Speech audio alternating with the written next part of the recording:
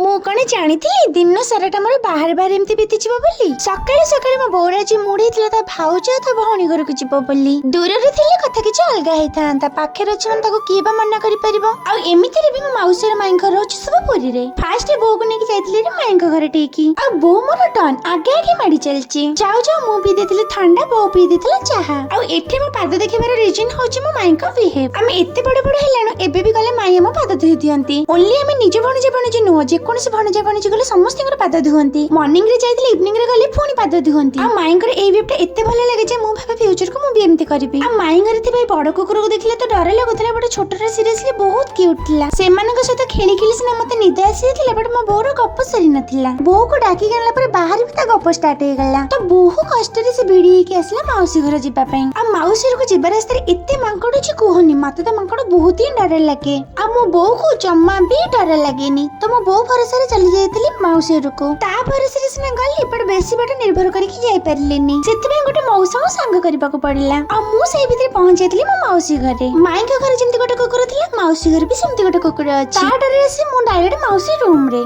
ପହଞ୍ଚିଲା ପରେ ଜାଣିଲି ନାନୀ ଆଉ ତା ଝିଅ ଆସିଛନ୍ତି। ତା ସହିତ ଟିକେ ଲାଗିଗଲି। ଆଉ ଏମାନେ ହଉଛନ୍ତି ଭାଇର ପୁଅ ଝିଅ। ଝିଅ ସାଙ୍ଗେ ସାଙ୍ଗେ ସ୍କୁଲରୁ ଆସିଥିଲେ, ତ 2 ଜଣ ବସି ପଡିଥିଲୁ ଖାଇବା ପାଇଁ। ଖାଇଲା ପରେ ସୁଯୋଗ ଖୋଜି ମିରର ସାମ୍ନାରେ ଟିକେ ଆସି ହଲ ହେଇଯାଇଥିଲି। କଣ କରିବି, ମିରର ପାଖରେ ହିଁ ମୋ ୱିକନେସ ସବୁତକ। ତ ଏ ରୁମର ସବୁତକ କାମ ଛିଣ୍ଡେଇକି ଯାଇଥିଲି ମଉସାଙ୍କ ରୁମକୁ। ଆଉ ମଉସାଙ୍କୁ ଟିକେ ମୋଡି ଦେଇକି ମୁଁ ବାହାରି ପଡିଥିଲି ଘରକୁ। ଭାଇ ଅଫିସ ଯିବା ପୂର୍ବରୁ ଆମକୁ ଛାଡି ଦେଇକି ଯାଇଥିଲା ଆରି ମର୍ଣ୍ଣିଂ ରେ। ତ ପୁଣି ଭାଇର ଅଫିସ ସରିଲା ଆଉ ଆମକୁ ନେଇକି ଆସିଲା। ତ ସେତେବେଳକୁ ଅଲରେଡି ମୋ ଟ୍ୟୁସନ ଟାଇମ ହେଇଯାଇଥିଲା। ବୋଉକୁ ଛାଡିକି ମୁଁ ବାହାରି ପଡିଥିଲା ଟ୍ୟୁସନରେ ଯେହେତୁ ମତେ ଛାଡିକି ଆସିଥିଲା, ମୁଁ ସାଇକେଲ ନେଇନଥିଲି, ପୁଣି ଯାଇଥିଲା ମତେ ଆଣିବା ପାଇଁ। ଆଣିଲା ପରେ ସେ ଗାଡି ଘୋଡଉଥିଲା, ମୁଁ ତାକୁ ଅପେକ୍ଷା କରି ଠିଆଇଥିଲି ଦୁଆର ମୁହଁରେ। ସକାଳ 8ରେ ମୁଁ ଘରୁ ବାହାରିଥିଲି, ରାତି 9ରେ ଆସି ମୁଁ ଘରେ ପହଞ୍ଚିଲି। ଆଉ ଏମିତି ବାହାରେ ବାହାରେ ଦିନଟା ମୋର ବିତିଗଲା।